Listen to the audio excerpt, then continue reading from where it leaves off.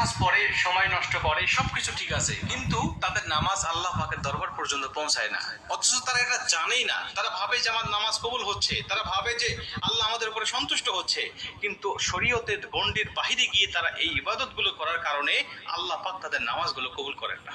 প্রথম নম্বরে নবীজি বলছেন, যে সমস্ত মেয়েরা নিজের স্বামী ব্যতীত অন্য কোনো পরপুরুষের জন্য নিজের শরীরে সুগন্ধি ব্যবহার করে, মানে নিজের সুগন্ধিটা, শরীরের সুগন্ধিটা অন্য পরপুরুষের নাকে যায়, নবীজি বলছে এই সমস্ত মহিলাদেরকে আল্লাহ জেনাকারিনী মহিলাদের কাতারে দাঁড় করাবেন। অতএব ওদের কোনো ইবাদত আল্লাহর দরবারে কবুল হয় না। মনে রাখবেন, সুগন্ধি আপনি ব্যবহার করতে পারেন শুধু ঘরের মধ্যে আপনার স্বামীর জন্য, এর বাইরে অন্য কোনো পরপুরুষের মাঝে আপনার শরীরে সুগন্ধি, আপনার সেন্ট, এটার জন্য তারা না পায়, এটা সর্বদিক আপনার খেয়াল রাখতে হবে। এটা হলো প্রথম নম্বরে। দুই নম্বরে, যেই স্ত্রী তার স্বামীকে বৈধ কারণে নারাজ করে রেখেছে, বৈধ কারণে, যেটা যে কোনো কারণ হোক না কেন, হয়তো বা স্বামী তাকে একান্ত পেতে চেয়েছে কিন্তু সে রাজি হয় নাই, রাসূল সাল্লাল্লাহু আলাইহি ওয়াসাল্লাম বলেছেন এই সমস্ত নারীদেরকে আল্লাহ শুধু লানত করে তা নয়, বরং ফেরেশতারাও তাদেরকে লানত করে, এবং যদি রাত্রে হয় তাহলে একদম শেষ রাত পর্যন্ত ফেরেশতারা তাদের উপর, ওই মেয়ের উপরে, স্ত্রীর উপরে লানত কামনা করতেই থাকে। অতএব ওই সময় সে যত ইবাদত করুক, যত বন্দেগী করুক, আল্লাহর দরবারে কবুল হয় না। এটা হলো দুই নম্বরে। তিন নম্বরে, যেই সমস্ত মেয়েরা সতর আলগা করে নামাজ পড়ে, আমাদের বিশেষ করে অনেক মা বোনরা আছে এই জিনিসটা বোঝে না। তারা সতরের কতটুকু অংশ এটুকু তারা বোঝে না।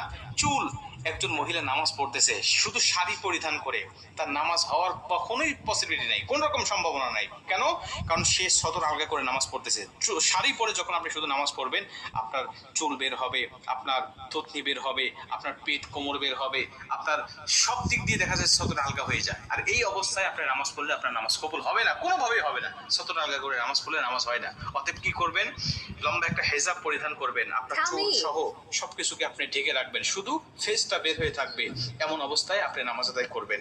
অনেক মা বোনরা আছে প্লাজো করে নামাজ পড়ে। প্লাজোর সিস্টেম হলো এটা টাকনোর উপরে থাকে, গিরার উপরে থাকে, আর এই গিরার উপরে যদি আপনার পাজামা থাকে তাহলে সতর আলগা হয়ে গেল। আর এই অবস্থায় যদি আপনি নামাজ পড়েন তাহলে আপনার নামাজ কবুল হবে না, কখনোই সম্ভব নয়।